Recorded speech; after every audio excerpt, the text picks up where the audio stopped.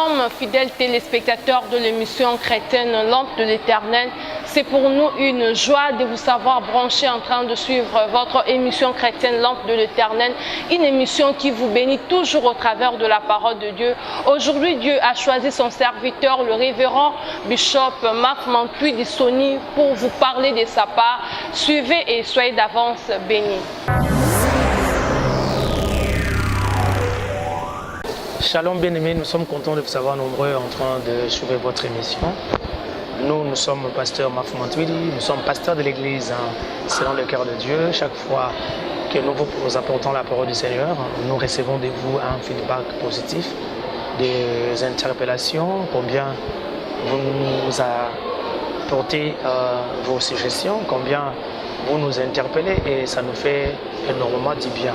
Vous savez, tel que nous sommes là, personne ne peut dire qu'il connaît tout, personne ne peut dire que lui, il incarne tout. Seul Christ est omnipotent, omniscient et omniprésent. Et vos suggestions, vos critiques nous font absolument bien. Je voulais partager avec vous la parole du Seigneur sur ce que le frère nous apporte. Vous savez, je voulais que nous puissions réfléchir un peu sur l'apport en fait de frères au milieu de nous. Vous savez, retenez que dans la vie chrétienne ou dans l'église d'une manière générale, nous avons des frères que Dieu nous a donnés qui ne sont pas biologiques, qui ne sont pas nés dans une même famille que nous, mais Dieu par sa grâce, il a compris que il sera très important qu'il mette à notre disposition les frères et le sœurs avec qui nous prions. Dieu par sa grâce, il a décidé de nous donner un pasteur, parce que chacun de nous a un pasteur, chacun de nous a deux bergers à l'église. Et je voulais que nous puissions réfléchir par rapport à leur apport, qu'est-ce que c'est qu'eux peuvent nous apporter. Je voulais que nous réfléchissions sur ça aujourd'hui. C'est pour cela que je vous invite à lire avec nous dans le livre de Hébreux, chapitre 3, et nous allons lire le verset 12. La Bible dit: prenez garde, frères, que quelqu'un de vous n'ait un cœur mauvais et incrédule, au point de se détourner du Dieu vivant. Et 13, la Bible dit: mais exhortez-vous les uns les autres chaque jour, aussi longtemps qu'on peut dire aujourd'hui, afin qu'aucun de vous ne s'endurcisse par la séduction du péché. Vous savez, bien aimés, ici là où nous venons de lire, c'est une mise en garde, si je peux m'exprimer ici. L'apôtre est en train de nous aider à comprendre ce qui va se passer ou ce qui vont se passer autour de nous. J'ai toujours dit que dans la vie chrétienne, il y a des gens, en fait, qui non seulement ils vont vous aider à atteindre votre objectif ou votre destinée, mais ils vont en fait contribuer énormément pour que vous arriviez à réaliser ce que vous pensez réaliser. Regardez, dans la vie, il y a des endroits que tu aspires à arriver. Il y a des endroits que tu penses arriver un jour. Il y a des choses que tu penses réaliser dans la vie. Il y a des ambitions parce que tu as des ambitions que tu es en train de nourrir. Il y a des choses que tu envisages faire dans la vie. Mais permettez que je vous dise, il y a des choses que tu penses réaliser, il y a des gens qui l'ont déjà réalisé. Vous voyez? Il y a des choses que toi tu penses accomplir ici sur cette terre. Il y a des choses que tu penses faire ici, dans le monde, là où nous sommes. Mais il y a aussi des gens qui les ont déjà réalisés. Il y a des gens qui les ont déjà accomplis ici sur cette terre. Maintenant, si tu veux aisément réaliser ce qu'eux ont déjà réalisé, il vous sera important, il vous sera vraiment important que vous associez ces gens ou vous bénéficiez des conseils venant de ces gens-là parce qu'ils l'ont déjà fait. Ils connaissent avant la chose, ils connaissent pendant la chose et ils envisagent même après la chose parce qu'ils l'ont déjà fait, ils l'ont déjà réalisé. Il y a de rêves que tu penses réaliser dans la vie. Il y a de rêves que tu penses accomplir dans la vie. Il y a déjà des gens qui ont le même rêve que toi tu as maintenant, Maintenant, pour que vous ayez la facilité, pour que vous arriviez en fait à réaliser ces projets, le mieux sera que vous vous associez aux gens qui ont déjà eu à faire la même chose que tu es en train de faire. Et Dieu, par sa grâce, remarque que nous ne prions pas tous dans une même église. Vous voyez?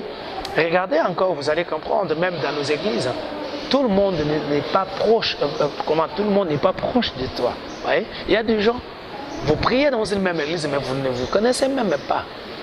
Il y a des gens, même moi je suis pasteur, je peux vous les confirmer. Même chez nous à l'église, il y a des gens que je ne connais pas. Je vous dis, ils prient chez nous à l'église, mais je ne les connais pas. Ils prient chez nous à l'église, mais même pas une fois on s'est déjà salué. On se voit juste en route.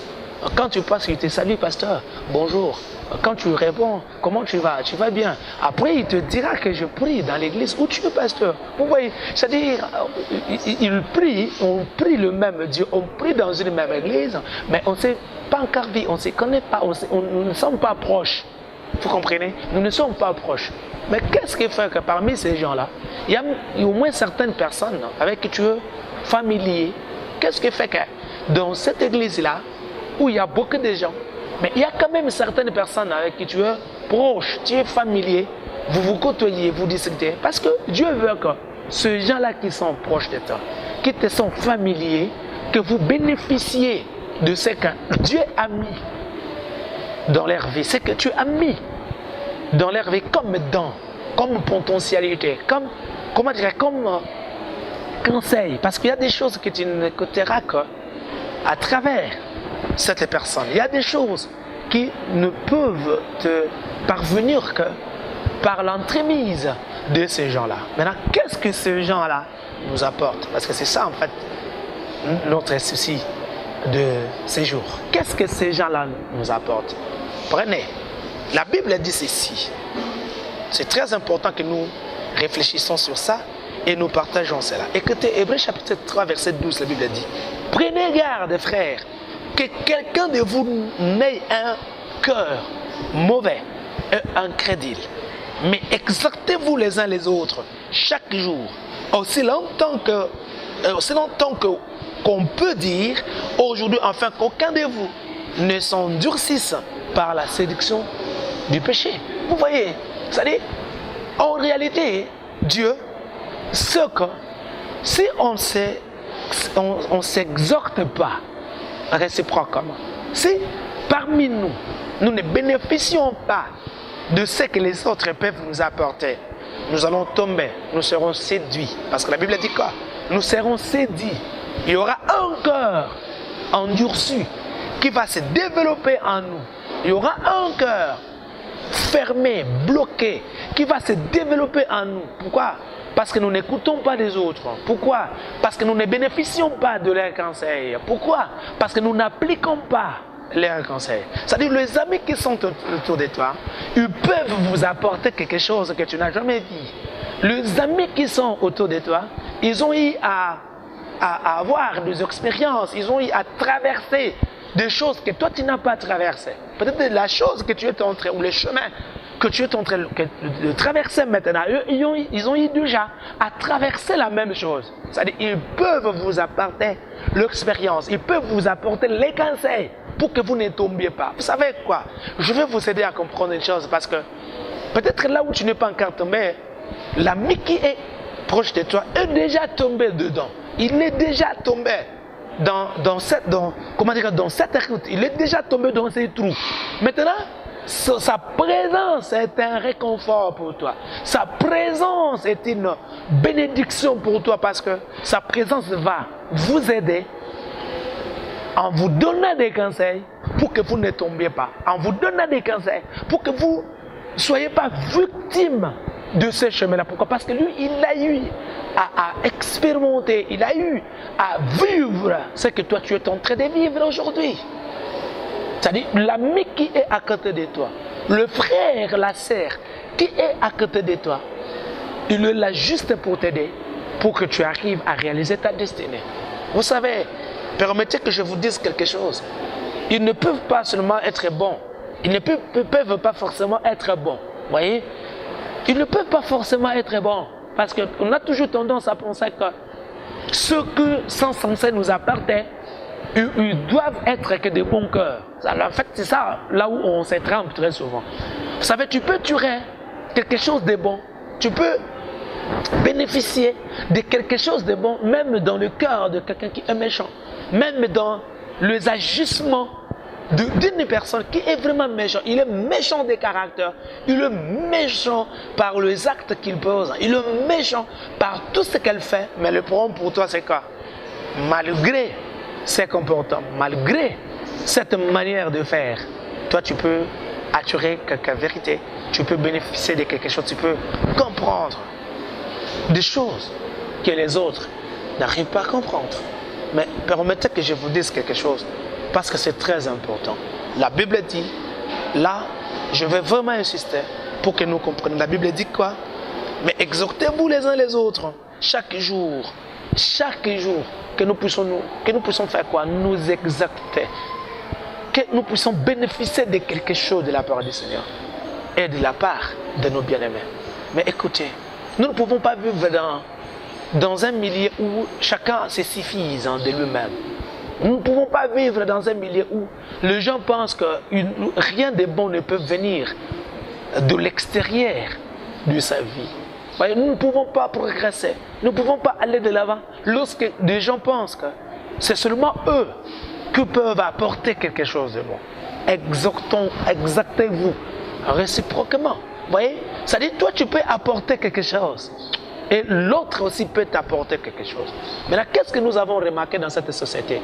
Il y a des gens qui sont tellement orgueilleux dans leur manière de faire, dans leur manière de voir des choses. Ils sont tellement orgueilleux, ils pensent que rien de bon ne peut venir de l'extérieur de leur vie. C'est seulement eux qui peuvent apporter quelque chose de bon. C'est seulement eux qui peuvent apporter quelque chose qui peut nous amener au progrès ou dans les progrès. Vous savez, mes bien-aimés dans la foi chrétienne, nous avons vu dans cette société où, tu vois, un prédicateur prêcher la parole, c'est-à-dire il pense que c'est seulement ce qui sort de sa bouche qui peut être une vérité. Or, ça ne peut pas être comme ça. Ça ne peut pas être comme ça. Parce que Dieu, c'est un Dieu de diversité. Excusez-moi d'insister là-dessus, c'est très important. Que Dieu, le Dieu que nous servons, c'est un Dieu de diversité. La Bible dit quoi? Il travaille tantôt d'une manière, tantôt d'une autre. Il peut passer par toi pour communiquer, pour communier avec ses enfants. Il peut passer par toi pour apporter quelque chose à ses enfants. Il peut aussi passer chez l'autre pour donner du réconfort, donner des directives aux gens. Mais qu'est-ce qui fait que par moment on pense que Dieu ne peut pas passer par l'autre? Qu'est-ce qui nous amène à penser que Dieu est vraiment dans notre poche? Il ne peut passer que par nous pour atteindre les autres. Qu'est-ce qui nous amène à penser par moment que Dieu dans sa logique, retenez ça, Dieu dans sa logique, il ne peut faire tout que par toi. Il ne peut pas faire, il ne peut pas travailler chez les autres. Il ne peut pas accomplir de grandes choses ailleurs. Qu'est-ce qui nous amène à penser ainsi? C'est de l'orgueil. Vous savez, excusez-moi de vous dire, parce que ça va nous aider à comprendre. Regardez les comportements de l'ennemi. Le diable n'était pas le seul archange que Dieu avait. Excusez-moi vraiment de réfléchir avec vous, parce que ça va nous aider à comprendre. Le diable n'était pas le seul archange que Dieu avait. Dieu avait d'autres archanges. Mais qu'est-ce qui a fait que lui se comporte tel qu'il s'est comporté en disant que je vais atteindre les niveaux du Seigneur, je vais atteindre les niveaux du Très-Haut, je vais me placer, je vais me siéger, je vais siéger là où lui il est. Pourquoi lui il a pensé comme ça? Parce qu'en fait il pensait qu'il était la seule ou le seul ange, le seul archange qui pouvait arriver à ce niveau-là. C'est exactement ce qui se passe maintenant dans notre société. Il y a des gens qui sont tellement méchants dans leur comportement. Les gens qui sont tellement méchants dans leur manière de voir les choses. Ils pensent que c'est seulement eux qui peuvent réaliser des grandes choses. Chers serviteurs de Dieu, chers enfants de Dieu, Dieu a mis en chacun de nous une particularité. Cette particularité peut t'aider à réaliser des grandes choses avec Dieu. Mais cela ne veut pas dire que Dieu n'a que ça. Je ne sais pas si je me suis fait comprendre. C'est-à-dire Dieu a mis une particularité. Je ne peux pas nier cette particularité que Dieu a mis en toi. Il a mis quelque chose en toi. Et ce qu'il a mis en toi, de particulier. C'est-à-dire on peut les trouver qu'en toi. On peut les trouver que dans ta manière de faire. On peut le comprendre, on peut le réaliser, on peut arriver à le réaliser que, excusez-moi encore d'insister, on peut comprendre cela que lorsque tu le mets en pratique. Mais cela ne veut pas dire que Dieu n'avait que ça. Il a mis ça en toi, mais il a aussi mis d'autres choses aux autres. C'est la particularité qu'il a mis en toi. Si tu reconnais que tu as reçu une particularité de la part du Seigneur, retenez aussi que Dieu a mis une autre particularité que toi tu n'as pas. Il a mis d'autres choses dans les vies, si vous voulez bien, excusez-moi de dire ça, dans les vies des autres. Il a inculqué cela, il a mis ça dans leur vie. Eux aussi peuvent mettre en valeur ce qu'ils ont reçu de la part du Seigneur. Eux aussi peuvent mettre en valeur ce qu'ils ont reçu de la part du Seigneur. Mais cela ne peut pas faire de toi un orgueillé. Il y a des gens qui sont tellement orgueillés par leur manière de faire, qui pensent que c'est seulement eux qui réalisent des grandes choses, qui pensent que la meilleure des églises est celle que lui dirige, qui pense que c'est seulement ça que lui prêche qui peut être la bonne parole, qui pense que c'est seulement sa manière de parler qui peut être écoutée. Quand lui il parle, il faudrait que tout le monde l'écoute. Et lui, il n'a jamais écouté les autres. Il pense que les autres ne peuvent pas arriver à son niveau. De genre de personnes qui pensent qu'eux, ils ont un niveau que les autres n'ont pas. De genre de personnes qui pensent que, ça dit, le jour où ils ne seront pas, Dieu aussi sera mort. Il y a des gens comme ça. Tu es un passager. Tu vas passer. Il t'a choisi, je suis d'accord. Et je ne peux pas nier les choix, la vocation que tu as reçue de la part du Seigneur. Je ne peux pas le nier. Ça, tu as reçu des vocations de la part du Seigneur.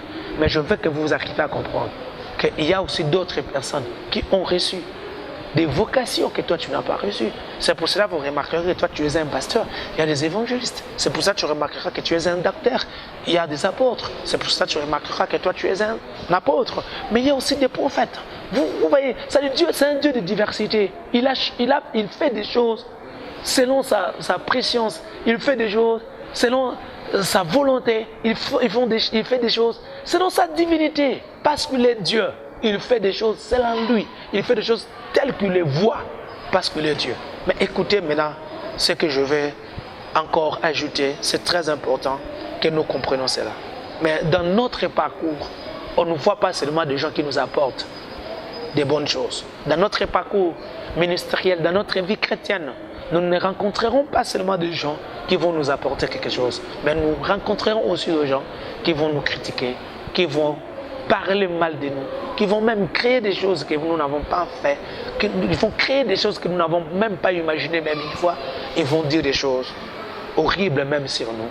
Mais la Bible dit que nous serons vigilants, que nous serons prudents. Mais je vais partager Hébreux chapitre 12, verset 15. Écoutez ce que la Bible dit. Veillez à ce que nul ne se prive de la grâce de Dieu, à ce qu'aucun racine d'amertume poussant des rejetants ne produise des troubles et que plusieurs n'en soient affectés. Vous voyez, la Bible nous interpelle, la Bible veut que nous soyons prudents. Vous voyez dans la vie chrétienne, excusez-moi bien-aimé, tu peux tolérer que tout ce que les gens disent de mauvais sur toi t'affecte. Attention, je veux que nous comprenions bien aimé. Comprenons ça, c'est très important. La Bible est claire que ces rejetons, ça ne peut pousser cet arbre ou cette racine d'amertume ne peut pousser que si on donne la permission à cet arbre ou à cette racine de pousser. On peut te critiquer, mais tu as aussi la possibilité de vivre contrairement à ces critiques. Vous voyez ce que je suis en train de dire? Je ne sais pas si tu as compris ce que je veux dire. C'est-à-dire, on peut te critiquer, on peut dire de n'importe quoi sur toi, on peut vraiment te critiquer, mais tu as la possibilité de ne pas permettre à cette racine-là d'amertume de pousser. Vous voyez? C'est ça en fait ce qui fait de grandes personnes. Tu ne peux réussir que si tu comprends que tu seras critiqué. Tu peux réussir que si tu comprends que tu peux être abandonné. Tu peux réussir que si tu comprends que tu peux être rejeté des gens, même si tu le seras. Mais retenez, il ne faut pas vous laisser influencer à ce rejet. Il ne faut pas vous laisser influencer. Il ne faut pas donner accès à cette racine d'amertume de pousser. C'est à toi de décider. C'est à toi de comprendre. Oui, je suis rejeté, mais je ne veux pas que ce rejet m'affecte. Je suis rejeté, mais je ne veux pas que cette racine d'amertume prenne place dans ma vie. Tu peux le faire. Tu peux le faire. Parce que la plupart des gens qui sont autour de nous, ils ne sont pas là seulement pour nous accompagner. Ils ne sont pas là juste pour nous comprendre. Ils sont là aussi pour nous empêcher à avancer. Ils seront là. Ils vont vous empêcher. Ils souhaiterions que vous n'avanciez pas. Ils souhaiterions que vous ne progressiez pas. Ils les souhaiterions. Mais ce qui est très important, c'est quoi? Comprends que tu as quelque chose à faire de la part du Seigneur. Que tu as une destinée à atteindre. Tu as quelque chose à accomplir. Regardez ce qui se passe autour de nous. Lorsqu'il y a quelque chose d'exceptionnel, lorsqu'il y a quelque chose d'étonnant qui se produit par ton entremise, regardez comment les gens en parlent. Regardez comment les gens le critiquent. Regardez comment les gens... Vous savez, j'ai toujours dit, regardez, quand il y a quelque chose de bien, personne n'en parle, personne ne le publie. Même sur Facebook, même sur les réseaux sociaux, personne ne le publie. Lorsqu'il y a quelque chose de bien, lorsqu'il y a une guérison instantanée, lorsque Dieu accomplit de grandes choses, lorsqu'on donne nos vies à Christ. Parce que le plus grand miracle que moi je dis, le plus grand miracle que j'ai toujours dit, et excusez-moi encore de le dire, c'est la conversion. Lorsque quelqu'un qui était méchant, lorsque quelqu'un qui était brigand, lorsque quelqu'un qui avait de mauvais cœur donne sa vie à Christ, il s'est converti, il donne vraiment sa vie à Dieu. Personne n'en parle. Mais il suffit seulement qu'il y ait quelque chose de mauvais.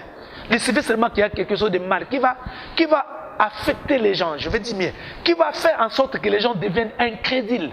Les gens en parlent, même des chrétiens. Même du prédicateur le prêche, même du pasteur le prêche. Vous voyez pourquoi? Parce qu'il y a une racine d'amertume. Vous voyez, j'ai toujours dit, excusez-moi de dire ça, excusez-moi encore d'insister, c'est très important que nous nous comprenions. Quand il y a quelque chose de bien, tu n'as pas une semence qui te pousse à l'intérieur de toi, de le promulguer, de le valoriser, de le promulguer, pardon. Lorsqu'il y a quelque chose de bien qui se produise et que tu n'as même pas l'instinct, tu n'as même pas besoin de parler de ça. Mais comprenez maintenant, lorsqu'il y a quelque chose de mal, et tu as directement l'intuition, tu as directement le souci, tu as une pression à l'intérieur de toi de parler de ça, comprends que tu n'as pas une bonne sémence. Excusez-moi de dire ça. Tu n'as pas une bonne sémence.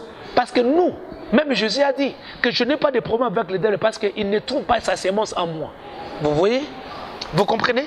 Jésus a dit que si je n'ai pas de problème avec le diable, parce qu'il n'a pas de sémence, il n'a pas de sa sémence chez moi. C'est-à-dire qu'il ne trouve pas sa sémence en moi. Vous voyez? Maintenant, qu'est-ce qui fait que lorsque la chose que tu fais, lorsque ce que tu fais, fait en sorte que les gens deviennent incrédules, et tu le fais, si vraiment tu le fais, c'est-à-dire qu'il y a quelque chose de mal. Il y a une sémence que tu as qui n'est pas la sémence de Dieu, qui n'est pas la sémence de Dieu. Parce que nous sommes là pour faire quoi? Pour enrichir les royaumes de Christ. Voilà comment les gens se comportent. Voilà comment les gens se comportent. Voilà les comportements des gens dans cette société. Bien-aimés, excusez-moi de vous dire, nous sommes les enfants de la lumière. Nous ne sommes pas les enfants des ténèbres. Un enfant de lumière donne la lumière. Un enfant de la lumière contribue au progrès de la lumière. Un enfant de la lumière travaille pour que les choses marchent pour les biens, pour les progrès, pour la réussite de la lumière. Si j'appartiens à Dieu, je travaille pour les Christ. Si j'appartiens à Dieu, je travaille pour lui. Mon frère peut commettre quelque chose, peut faire quelque chose qui ne me plaît pas. Mais la meilleure des choses à faire, la Bible dit que nous les conseillons. La meilleure des choses à faire, la Bible dit que nous lui apportons notre assistance. La meilleure des choses à faire, la Bible dit que nous puissions prier pour lui. Mais ce n'est pas ça ce qu'on voit dans l'église. Est-ce que c'est vraiment l'église de Christ? Où on ne fait que parler de mal des gens? Est-ce que c'est vraiment l'église de Christ? Où on ne fait que parler de mal de nos frères, des gens qui sont censés être nos frères, les gens qui sont censés être vraiment le frère pour nous. Mais comment on les diminue? Vous savez, j'ai toujours un verset que j'aime dire aux gens. La Bible dit, dans les livres des Proverbes, que nous ne parlions pas de mal des gens. Le mal qui fera en sorte que les gens qui nous écoutent haïssent les gens dont on parle. Je ne sais pas si je me suis fait comprendre. C'est-à-dire quand tu parles le mal des gens et que les gens qui nous écoutent, les gens qui écoutent ce qu'on dit de cette personne-là, si ces gens-là arrivent à le haïr, c'est-à-dire nous sommes jugés. C'est-à-dire Dieu va nous juger. C'est très important. Je vais aider une personne à comprendre. Nous sommes des gens qui véhiculent l'amour. Nous sommes les gens qui sont censés en fait véhiculer l'amour. Nous sommes des gens qui sont censés contribuer pour les progrès de notre royaume. Parce que nous sommes dans les royaumes de lumière. Mais regardons notre comportement. Regardons notre manière de voir des choses. Il n'y a même pas de respect entre nous, frères. Il n'y a même pas de respect entre nos ministères. Il y a même des docteurs. Et les gens, en fait, il suffit seulement qu'il y ait quelque chose de mal. Ils s'autoproclament docteur même des Écritures. Ils commencent à expliquer des Écritures. Quand on leur donne d'expliquer ça à l'église, ils n'arrivent pas à le faire. Mais quand il y a quelque chose de mal, là, ils deviennent des docteurs. Je me demande, est-ce que c'est vraiment les docteurs de Christ ou les docteurs des amis de Nicodème? Je me demande s'ils sont vraiment des docteurs de Christ. Ils ont réussi cette vocation d'expliquer la parole du Seigneur ou ils sont des amis de Nicodème. Excusez-moi de vous aider, chers serviteurs de Dieu. Si nous décidons de nous exhorter, c'est très important parce que la Bible dit quelque chose de très important. Excusez-moi de lire ça. Pour la dernière fois, la Bible dit, Hébreux chapitre 3, verset 12. La Bible dit, prenez garde, frères, que quelqu'un de vous n'ait un cœur mauvais. Ne faut pas que nous ayons un cœur mauvais. C'est très important. Et incrédule. La Bible ajoute au point de se détourner de Dieu vivant. Mais exhortez-vous les uns les autres chaque jour, aussi longtemps qu'on peut dire. Exhortons-nous. Pourquoi on ne le fait pas? Pourquoi? Parce que nous avons un cœur mauvais.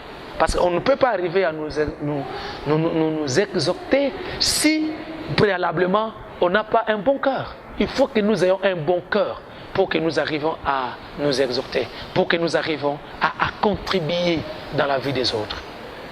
Est-ce que je peux aider une personne aujourd'hui à comprendre que notre travail n'est pas à créer l'incrédulité dans le cœur des gens?